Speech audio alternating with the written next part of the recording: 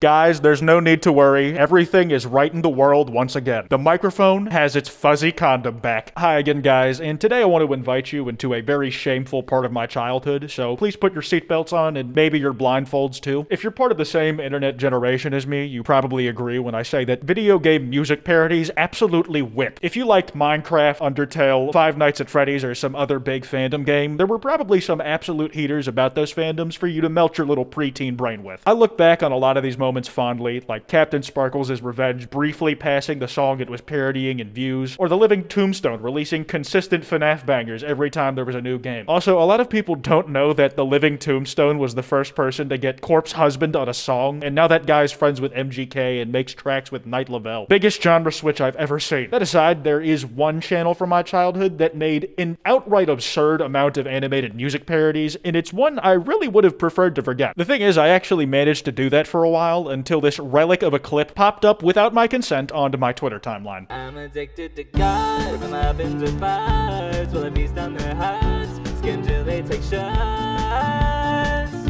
This attraction is great, so many guys I can rape, till I can't see straight. When can I start? I'm addicted to God. It does not get less disturbing, even after repeated viewings. Just the amount of auto-tune he lathered onto that bad R word is morbidly funny. Like, dude belted that out with his full chest. He was in peak performance mode. There was no hesitation. This channel is called hugeni. I'm gonna be honest, in the decade I've known about it, I never figured out how to say that damn name. But this guy has hit every niche imaginable. He has a song parody for every major entertainment release in every medium for like the last 10 years. And I wanted to go through some of those that somehow appealed to me as a kid and figure out what the fuck I was thinking. Before that though, if you enjoy this video, there will be this big card at the end that'll take you to another video like it. If you click it, it would mean a lot to me. I might even roll over for you and do other tricks at your command. Kill them Black Ops style. Woods, was Raul Menendez here today? Let me tell you a little story. Whoa, let us all flash back to 40 years in the past. Alex and Hudson fought through Angola just to save— Oh god, that was a brief excerpt from Black Ops 2 the musical, and it's about as 2012 as a video can get. It's a music parody of Gangnam Style, because of course it was. That was like the default song to parody in that year. And it's of Black Ops 2, which came out in 2012, and it just also happens to be my favorite Call of Duty game of all time. So it was almost like it was inevitable that when my poor, innocent 12-year-old eyes got a look at those, they of course would explode with wonder. off to Afghanistan to see if Raul worked with the Russians. Then I catch that Dick Kravchenko, interrogate him, then f*** him. Took a shot at Menendez in his Nicaraguan crib, clearing out his cocaine factory and getting higher than shit. Jeez, I forgot how explicit these videos were. Demonetization just didn't exist back then. I would say it was bad that I was watching these as a kid, but the actual games they were about were definitely worse. Like all the shit he's singing about having happened in the game, you actually just did, but much more graphically when you played it. There's no comparison. And then Menendez got pissed, went on a killing spree, and I lost my shit and fragged his sister Josephina. We're in Panama to capture Noriega. But we ain't keeping him. Bruh, he just teleported from the top of the frame to the bottom. Infamous Panamanian dictator Manuel Noriega just randomly decided, okay, I think I'll let gravity affect me now. Little shit like that happens in every one of these videos. The animation style is really basic. It's done in a way where it lets him copy and paste and just recolor as much stuff as possible for maximum efficiency. He reuses the way that fingers hold guns. It's really funny. I understand that this guy is doing this for a bag. That's his grind and I got no issue with it. In fact, he's still doing it successfully to this day. Like, this guy has ball-busting staying power. But that being said, you have to admit that the animation style is absolutely haunting. I would show some of this shit to my kids as an example of something that will eat them alive if they don't do their chores. We're giving them up in that trade-off, so take the shot. Is that Menendez holy shit? Oh no, it's not.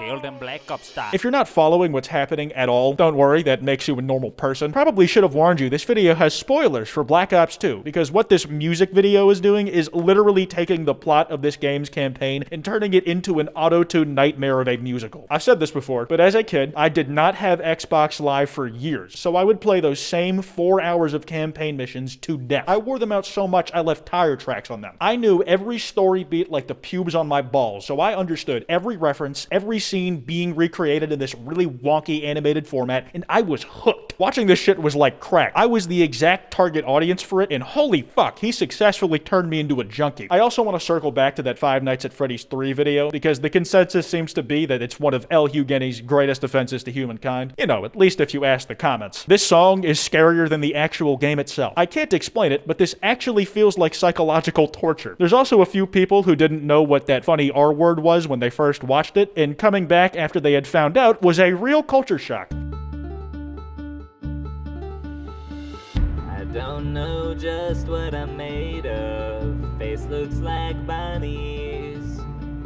Possessed by the purple guy, I will kill whomever I please. There is something absolutely gut-wrenching about seeing my beloved boyfriend Springtrap drawn in this cosmic hell of an art style. Like, it's even worse than the Scrap Trap redesign somehow. He took such a literal approach with drawing Purple Guy 2. He looked at the sprite and decided, yeah, I'm gonna draw this 1-to-1, I think. He looks like he'd fit right at home as one of the crowdfish from SpongeBob. 3 decades after the restaurant, I'm in for the ride. 5 nights till the doors open, the guard had better hide. Now, as universally agreed as it is that watching these videos would be a great advanced interrogation method in Guantanamo, the Five Nights at Freddy's lore is so densely layered. And because of that, these songs are, unfortunately, arguably some of the most accessible material you can suggest to somebody when they ask how to break into it. A 3-minute song breakdown of the premise of each game. It's efficient in the most painful way imaginable. You chose to work at this nightmare, baby, like a mouse into a trap. You can play your tapes and temporarily distract me, baby, but no matter what, I will be back. Oh my god, it sounds like halfway through the verse, he just gave up trying to sound like he was singing to the song. Bro was probably just talking to the mic normally, had an auto-tune filter put over whatever he was saying, and called it a day. He says, temporarily distract me, baby, like he was shoving all the words in there last minute. He like barely had time to get it all out. He was panicking inside the booth trying to finish the sentence. I'm almost there, just 3 more words. Till I can see straight, when can I start? I'm addicted to cards. It just awkwardly holds on Freddy strumming the guitar for a few seconds because he has no idea what to fill that instrumental break with. Speaking of, where the fuck did this background come from? Since when was Freddy Fazbear's Pizza located at Coney Island? The god looks down at his tablet. I sneak in the room.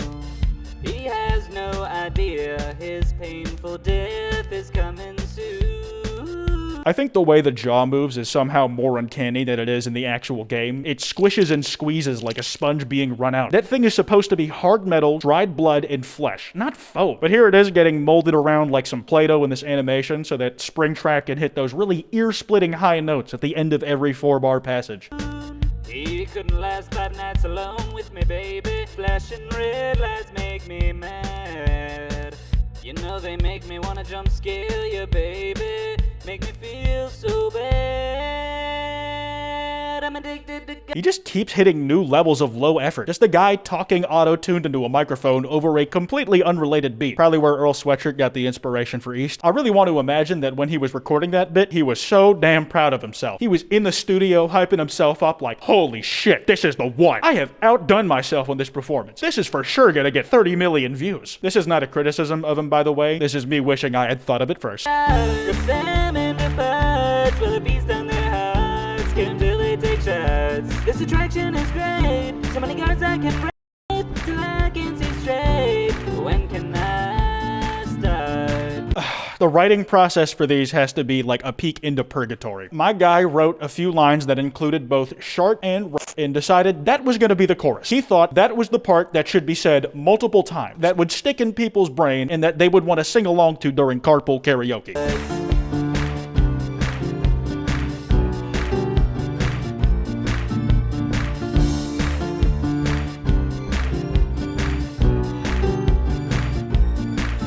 That bass drum doesn't even look like it's getting played. It just goes back and forth towards the screen like it's getting its back blown out. It has more in common with the Five Nights at Freddy's 2 Golden Freddy jump scare, where an image literally just enlarges at you to scare you. More recently, this guy has just started playing with dinosaur puppets on YouTube Shorts. It's a major shift in content in my opinion, but I kind of want to find out what's going on with all of that. So, you wanna come over for some beers and watch the game later? Sorry, I only drink low-carb beer. How else do you think I got this voluptuous body? Damn, man. The animation quality really tanked in the last few years. I gotta imagine these videos are just for fun. Like something compelled hugeni to take his dinosaur toys with him wherever he goes and make them say funny lines while he records it. These have been the majority of his uploads in the last week. It's basically his flagship series these days. It's kind of funny seeing the contrast. Anyways, I'm gonna wrap this up here. There are a lot more animations of his that I watched, and they are all malformed in their own way, so I could cover more of these if you wanted. That card I mentioned should be on screen now. Click it if you like this video to go to another one like it. Please, please, please, please. Remember, don't go after anyone I talked about today. This video is meant in good fun, and you look like a total goofball when you go out and do that shit. Anyways, this has been Kwite, and I have hemorrhoids.